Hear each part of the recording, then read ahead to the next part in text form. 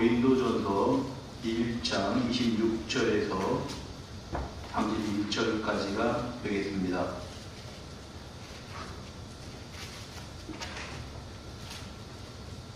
찾으셨으면 우리가 한 절씩 교독합니다. 형제들아, 너희를 부르심을 보라. 육체를 따라 지혜로운 자가 많지 아니하며 능한 자가 많지 아니하며 문벌 좋은 자가 많지 아니하도다.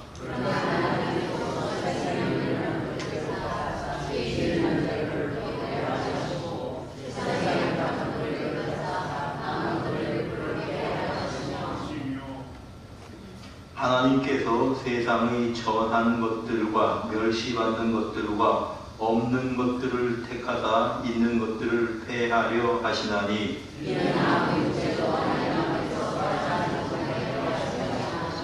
너희는 하나님으로부터 나서 그리스도 예수 안에 있고 예수는 하나님으로부터 나와서 우리에게 지혜와 의로움과 거룩함과 구원함이 되셨으니 기록된 바 자랑하는 자는 주 안에서 자랑하는 바 같게 하려 함이라. 아멘. 우리 성경학교가 이제 오늘 오전까지 해서 일단 마쳤는데 우리 유초등부 여름 캠프가 준비되고 있습니다. 계속 기도해 주시기를 부탁을 드립니다. 그리고 중고등부와 청년의 수련회를 위해서 또한 계속 기도해 주시기를 부탁을 드리겠습니다. 우리 함께 예배드리는 주변의 분들과 한번 인사 나누도록 합시다. 반갑습니다. 사랑합니다.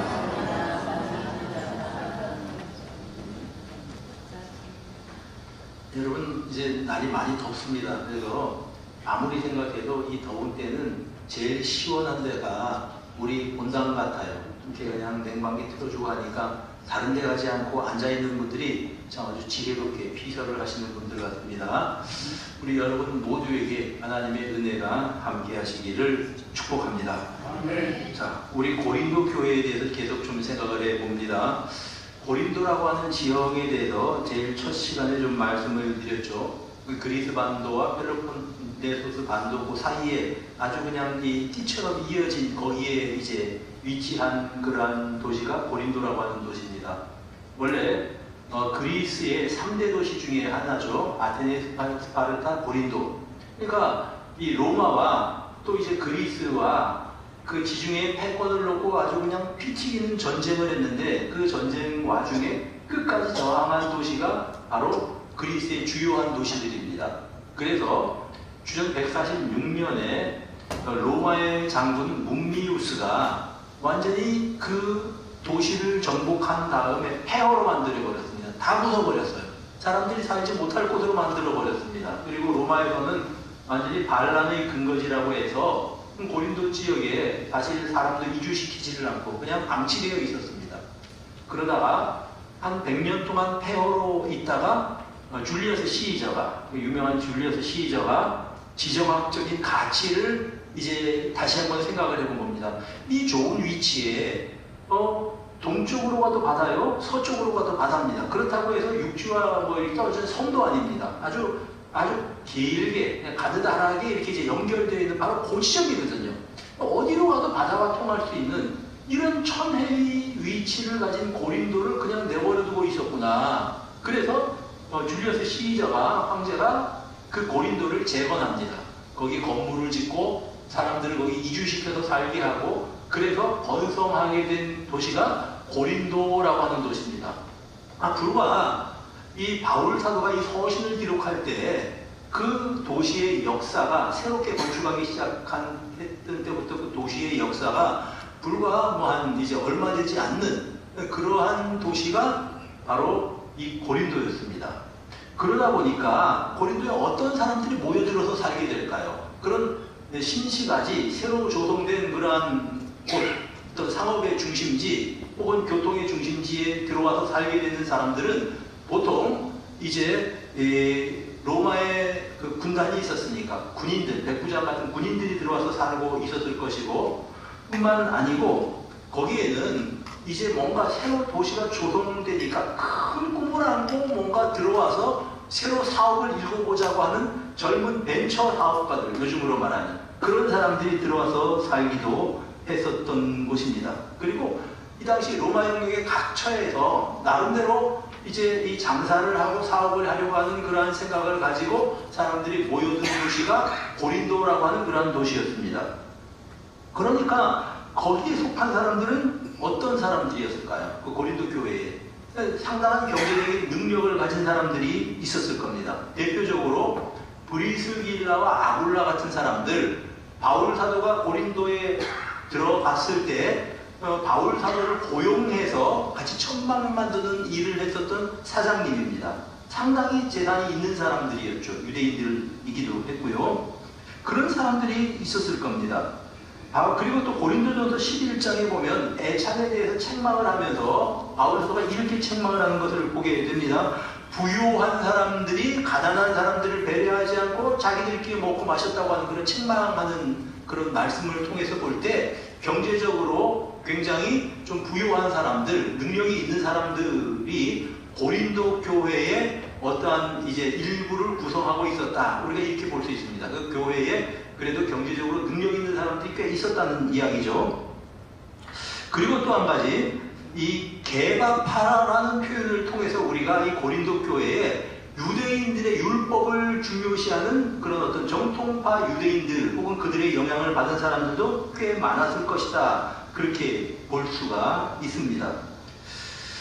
그런데 이런 사람들은 보다도 더 많은 사람들이 대부분 노예 출신으로서 자유인이 된 사람들, 소상공업자들, 또 이제 게다가 아직도 노예 신분을 벗어나지 못한 사람들, 그런 사람들이 많이 이제 이 고린도 교회의 구성원으로 있었다고 하는 말입니다. 다시 말하면, 요즘으로 말하면 고린도 교회는 잘 사는 사람들의 숫자보다도 그냥 뭐 좀 서민층, 좀 못 사는 사람들 혹은 노예들, 이런 사람들이 모여서 형성된 교회가 고린도 교회라고 하는 그런 말씀입니다. 그래서 바울 사도가 고린도 교회를 지칭하면서 그들에게 권면하면서 이렇게 권면합니다. 26절에 보니까 형제들아 너희를 부르심을 보라. 하나님께서 너희들을 부르셨을 때 너희의 상황을 한번 생각해 보라고 하는 겁니다. 너희 가운데 육체를 따라 지혜로운 자가 많지 아니하며, 자 26절에 많지 아니하도다. 반복되죠, 세 가지가. 너희들 가운데 사실 이런 사람들이 별로 없다는 얘기입니다. 지혜로운 자라고 하는 것은 무슨 뜻입니까? 당시에 이제 그 고린도에는 지혜 자체를 귀중히 여기는 헬라 철학을 중요시 여기는, 거기 빠진 사람들이 많이 있었습니다. 헬라 문화권 자체가 철학이 굉장히 발달한, 철학에 대한 그런 연구가 많은 그런 그 도시였기 때문에 지혜로운 자라고 한다면 여기에서 그 이제 철학을 공부하고 그것들을 갖다가 연구하고 하는 그런 사람들을 말합니다. 지혜로운 자, 그런 사람들이 많지 않다라는 얘기죠. 쉽게 말하면 많이 배운 사람이 없다는 얘기입니다. 그 교회에. 그 다음에 또 한 가지, 능한 자가 많지 아니하며, 능한 자라고 하는 말은 다른 말로 번역을 하자면 영향력이라고 하는 말입니다. 너희들 한번 봐라. 너희들 가운데 사회적으로 영향력이 있는 사람들이 얼마나 많은가 한번 봐라. 무슨 말입니까? 고린도 교회의 구성원들 가운데 사회적으로 영향력이 있는 고관들 아니면 높은 지위에 있는 사람들은 별로 없었다는 얘기죠. 그 다음에 이제 이 문벌 좋은 자가 많지 아니하도다, 그렇게 말하죠. 문벌 좋은 자, 그 당시에도 역시 오늘날과 마찬가지로 어떤 가문이 굉장히 중요했습니다. 어느 가문 출신이냐라는 게 굉장히 사회생활할 때 유력한 그러한 이제 이 자신의 스펙이 되는 거죠. 근데 이제 그 고린도 교회 중에는 명문가 출신도 많지 않다라고 하는 말입니다. 그러니 바울 사도가 하는 이 말씀을 통해서 볼 때 고린도 교회가 어떤 계층의 사람들이 주로 모여서 형성이 되었는지 우리가 짐작을 할 수가 있는 것입니다. 제가 그 전에 다니던 교회가 있었는데 그 교회는 서울에 보면 그 신림 11동 난곡이라고 하는 데가 있어요. 난곡이라고 하면 어떻게 이해를 하시면 되냐 하면요, 서울에 옛날에 막 그 도시 철거하고 먹을 때 철거민들이 다 모여서 형성된 데가 난곡이라고 하는 동네입니다. 난곡 혹은 낙골이라고 해요. 그 동네는요 정말 가난한 사람들만 살아요. 그냥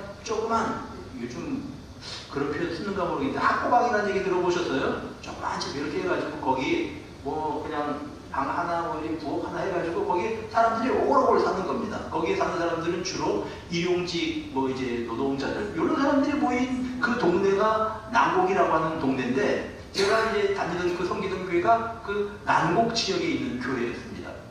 거기는 주로 이제 아이들이 중고등학생이라든가 이런 아이들이요 이제 시간이 나면 교회로 옵니다.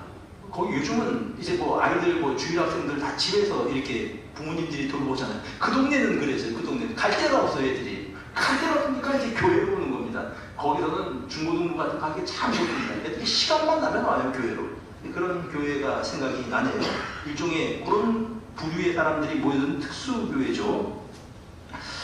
또 이제 어떤 교회는 제가 아는 어떤 교회는 그것도 일종의 특수교회입니다. 이제 이 박사학위를 가진 사람 그 중에서 미국에서 박사학위 받는 사람들이 유달리 많아요. 그런 사람들이 한 2분의 1 이상 되는 교회를 제가 알고 있습니다. 우리 고모부님하고 우리 고모부님이 개척한 교회인데 서울에 그 교회에는 이상하게 유유상종이라고 그런 사람들만 모여요. 교수들, 뭐 이제 박사학위 가진 사람들, 뭐 그냥 얻어 걸리는 게 그 교회는 한 100여 명, 한 150명 정도 모이는 교회인데 발에 걸리는 게 박사입니다. 그 교회는. 이게 뭐 우리 사촌 형이 거기서 또 장로하고 있거든요. 사촌 형도 물론 박사고요. 교수 뭐 이제 이런 교회가 있습니다. 그런 교회는 특수교회라고 할 수 있죠. 가난한 사람만 모이는 교회, 박사들만 모이는 교회. 정말 보편적인 교회는 이제 빈부, 남녀노소, 빈부, 비천 다 아우러져서 모이는 교회가 참 좋은 교회 같아요. 근데 그 가운데 이 고린도 교회는 주로 하층민들이 모이는 주류가 된 교회였다라고 하는 그런 말씀입니다. 자, 이 교회를 평가하면서 너희들 자신을 한번 생각해보라. 지혜로운 사람도 많지 않다, 능한 자도 많지 않다, 문벌 좋은 자도 많지 않다. 이게 너희들 모습 아니냐 이 얘기죠. 그러면서 27절 보세요. 하나님께서 세상에 미련한 것들을 택하셨고 또 세상에 약한 것들을 택하셨다. 그렇게 말씀을 합니다. 천한 것들과 28절 멸시받는 것들과 없는 것들을 택하셨다. 택하셨다는 표현이 또 3번 나오죠. 하나님은 세상에서 미련한 것들, 지혜로운 사람과 대조되는 미련한 사람들을 택하셔서 지혜 있는 자들을 부끄럽게 하셨다. 약한 것들을 택하셔서 강한 것들을 부끄럽게 하셨고 천한 것들과 멸시받는 것들을 택하셔서 있는 것들을 폐하려고 하셨다. 이렇게 말씀을 합니다. 역설적으로 하나님은 세상에 미련한 자들, 또 약한 자들, 천한 자들을 택하셨다고 하는 거죠. 그래서 하나님께서는 오히려 세상에서 강한 자들이나 지혜로운 자들을 부끄럽게 하려고 하셨다. 그렇게 말씀을 합니다. 여러분 참 역설이죠. 그들이 가난한 사람들도 많고 천한 사람들도 많고 그러거든요. 그 고린도교회. 하나님이 너희를 택하셨을 때 모습을 봐라. 그런 모습 아니냐 너희가. 왜 하나님이 그러면 이렇게 미련하고 연약한 사람들을 택했는지 아시냐? 그 이유가 있다. 왜냐하면 그것을 통해서 하나님께서 지혜로운 자들, 또 강한 자들, 또 이제 유능한 자들 이런 사람을 부끄럽게 하려고 그렇게 하셨다. 이렇게 말씀을 합니다. 그래서 결국은 그 목적은 하나님께서 아무 육체도 하나님 앞에서 자랑하지 못하게 하려고 하시는 것이다. 이렇게 말씀을 합니다. 여러분, 하나님 앞에서 아무것도 자랑하면서 뭐 집안 자랑하고 학벌 자랑하고 또 내가 세상에 영향력 자랑하고 그런 자랑하지 말라고 하는 겁니다. 교회는 그런 거 자랑하려고 모인 것이 아니에요. 교회는 어떻게 보면은 이제 모든 자랑이 예수께 있는 사람들이 모인 공동체가 교회라고 하는 그런 말씀입니다. 참 이상하게 이제 막 기독교가 막 이렇게 확산이 되고 막 이제 이런 곳을 보면 대부분 제3세계예요. 지금 막 복음이 왕성하게 전파가 되고 그런 사람들이 뭔가 좀 못 사는 나라들에서 이제 복음이 전파되고 그래요. 우리나라도 그랬잖아요. 복음이 왕성하게 전파되던 당시가 70년대 우리나라가 경제적으로 좀 못 살 때거든요. 사실 60년대 뭐 이렇게 될 때는 남북 나도 1인당 GDP가 북한이 더 높았어요. 60년대 같은 경우에. 그런 시대를 우리가 살아왔거든요. 그런데 이제 경제적으로 좀 풍요로워지면서 기독교의 복음의 어떤 확산세가 좀 이제 주춤해지고 뭐 이제 이런 상황입니다. 그래서 참 신기하다. 이상하게 복음은 그렇게 가난한 사람들에게 전파되는구나. 이 당시에도 마찬가지였습니다. 노예들, 노예 출신 자유인들, 그래서 세상에서 내세울 것이 없는 사람들이 예수 그리스도에게 소망을 가지고 예수를 믿게 되고 그래서 모여들더라고 하는 것입니다. 참 신기하죠? 우리나라에 처음 복음이 전파될 때에도 복음이 확산된 계층이 천민들에게 복음이 굉장히 확산이 됐습니다. 그래서 웃지 못할 일들이 많았는데요. 처음에 이제 서울에서 세워진 교회가 뭐 이제 세문안교회라든지 아니면 뭐 지금 승동교회라든지 뭐 그런 교회들이 몇몇 교회 있거든요. 오래된 교회들. 선교사님들이 세우고 그런 교회.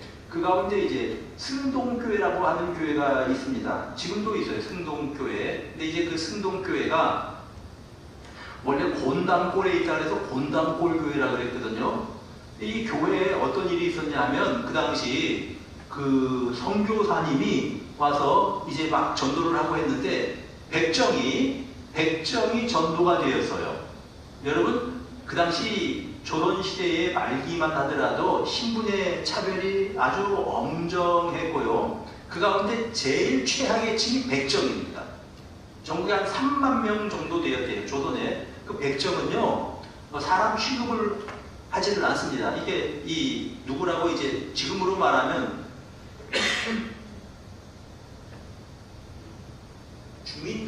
주민등록에 이렇게 이제 이 등재해 주지도 않는 그런 계층이 백정들입니다. 아주 최하층 계층이에요.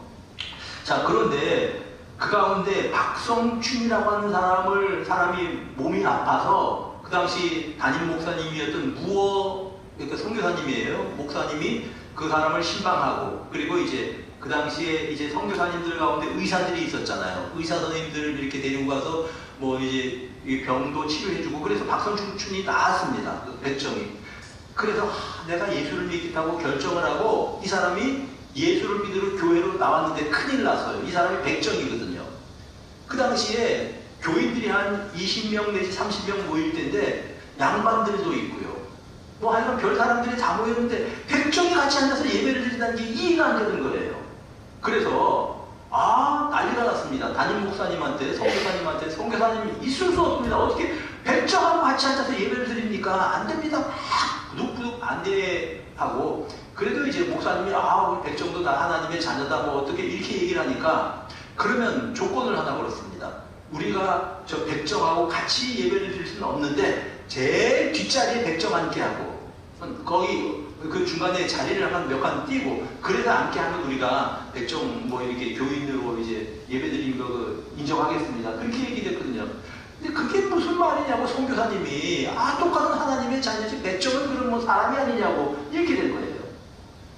그냥 그 선교사님이 강경하게 나가니까 그 교인 가운데 절반이 우리는 이 교회 못 다닌다. 왜? 백정하고 같이 앉아서 예배를 못 드린다는 거죠. 그래서 그 사람들이 나가서 교회를 따로 떼서 교회를 하나 또 만들었어요. 그 교회가 서울에 다 있어요. 승동교회도 있고 따로 떨어져서 나가서 만든 교회도 있고. 그만큼 사람들의 어떤 시각이 아주 이렇게 이 사람들을 아주 천히 보고 멸시하는 시각이 있었다고 하는 말입니다. 그러니까 이제 그 교인들이 빠져나가니까 그 이제 박성춘 같은 사람들은 이 백정 친구는 백정들 아닙니까? 백정들을 막 전도해서 막 들어왔어요. 그래서 그 교회가 이제 지금은 승동교회인데 옛날에는 백정교회라고 불려졌습니다. 백정들 다니는 교회예요. 백정교회.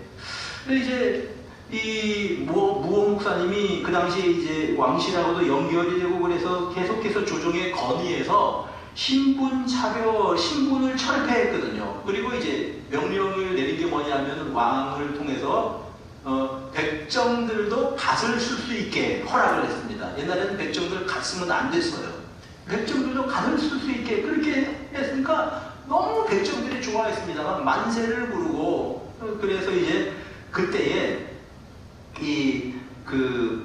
이제 무호 목사님이 그 글에 보면은 편지에 보면 이런 표현이 있습니다. 링컨 대통령의 노예 해방 선언을 들은 흑인들도 갓을 쓰게 된 조선 백정들처럼 기뻐하지는 않았을 거다. 이렇게 표현을 했어요. 너무 좋아했다는 거죠. 막 갓 쓰는 게 지금 갓 쓰라 그래도 안 쓰죠. 얼마나 불편하겠어요, 같이. 근데 이제 양반들은 다 쓰는데 백정들은 갓을 못 쓰게 했으니까 그 사람들한테는 그냥 뭐 잠을 잘 때도 그냥 갓을 쓰고 자고 뭐 이제 이런 상황입니다. 너무너무 좋아서. 그래 이제 박성준 이분이 또 그 교회 장로가 됐어요. 그래서 목사님한테 이렇게 권고합니다. 요청을 합니다. 목사님, 우리 조선 전체에 3만 명의 백정이 있습니다. 이 백정들한테 나는 전도하겠습니다. 목사님, 나하고 같이 다니면서 백정 전도합시다. 그런 거예요. 그래서 무호 목사님이 이제 박성준 장로님하고 같이 다니면서 백정들에게 막 이제 복음을 전했는데, 뭐 다른 복음이 아닌 복음이 있다고 보다. 하나님은 사람을 백정이나 양반이나 다 똑같이 평등한 사람으로 만드신다. 그것만 전했는데 백정들이 너무 좋아가지고 그 자체가 좋아서 막 모여들고 그래서 많은 백정들이 그때 전도되었다는 그런 이 기록이 남아 있습니다. 우리나라의 그 선교 초기예요. 자, 여러분 이렇게 처음에 복음이 전파될 때 소외된 사람들에게 복음이 전파됐다는 거죠. 우리나라 같은 경우에서도요.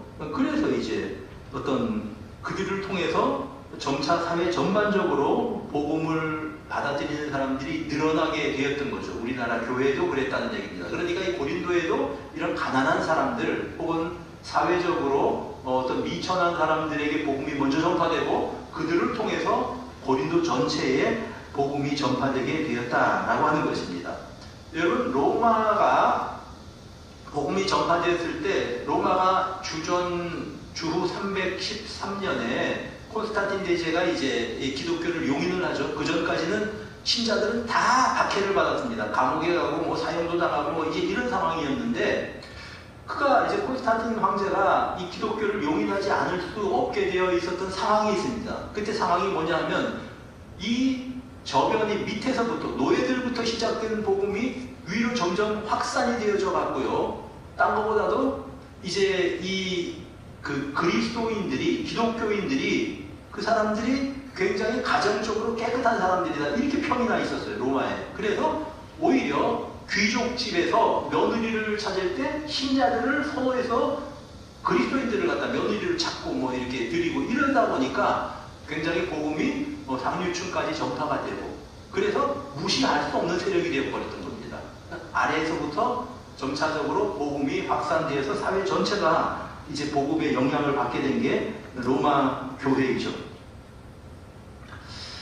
자, 여러분 그런 상황이니까 오늘 본문에서 그렇게 말하는 겁니다. 너희들 봐라. 너희들 세상에서 지혜로운 자도 많지 않고 또 이제 약한 자들 또는 문벌 좋은 자도 많지 않지만 그러나 하나님께서는 아무 육체도 자랑하지 못하게 하기 위해서 그렇게 하신 것이다. 이렇게 말씀을 합니다. 여러분, 우리는 사람들을 평가할 때 외모로 평가하거나 아니면 세상 사람들이 평가하는 그러한 가치 기준으로 사람을 평가하지 마십시다. 야고보서 2장에 이런 말씀이 있습니다. 자, 교회에 두 사람이 들어오는데 그 중에 한 사람은 금가락지를 끼고 들어옵니다. 좋은 옷을 입고 들어왔습니다. 말하자면 명품 가방을 들고 아니면 어떤 이제 굉장히 값비싼 시계를 차고 들어온 사람이 있다고 한번 생각해 봅시다. 그러면 사람들이 이야 대단한 사람이 우리 교회에 왔다 어서 오세요. 이 앞자리에 앉으세요. 어디 사세요? 그렇게 물어봐 준다는 얘기죠. 그런데 반면에 허름하게 옷을 입은 남루한 옷을 입은 사람이 교회에 들어옵니다. 그랬더니 교인들이 아이고 저 어디서 좀 노숙자 비슷한 사람이 여기에 들어왔네요. 그래서 저 뒤에 가서 앉아요. 저 뒤에. 자, 이렇게 안내를 한다고 한번 가정해 봅시다. 야고보서 2장은 뭐라고 말씀을 하냐면은 그렇게 하면 안 된다는 겁니다. 그러면서 이제 야고보서 2장 4절에 보니까 너희끼리 서로 차별하며 악한 생각으로 판단하는 자가 되는 것이 아니냐. 5절 말씀 한번 읽어봅시다. 시작. 내 사랑하는 형제들아 들을지어다. 하나님이 세상에서 가난한 자를 택하사 믿음에 부유하게 하시고 또 자기를 사랑하는 자들에게 약속하신 나라를 상속으로 받게 하지 아니하셨느냐. 여러분, 사람들 차별하지 말라는 거죠. 약한 사람들이라고 해서 무시하지 말라는 거죠. 가난한 사람들이라고 해서 그 사람들 멸시하지 말라고 하는 것입니다. 모든 사람이 그리스도 예수 안에서 동등한 사람이라고 하는 것입니다. 그래서 오히려 부유한 사람은 교회에서 이제 스스로 낮추고, 또 이제 연약한 사람들은 세워주고, 그렇게 만들어서 서로가 서로를 존중하게 만드는 공동체가 교회라고 하는 그런 말씀입니다. 그래서 30절, 너희는 하나님으로부터 나서 그리스도 예수 안에 있고 예수는 하나님으로부터 나와서 우리에게 지혜와 의로움과 거룩함과 구원함이 되셨으니, 31절 같이 읽어봅니다. 시작.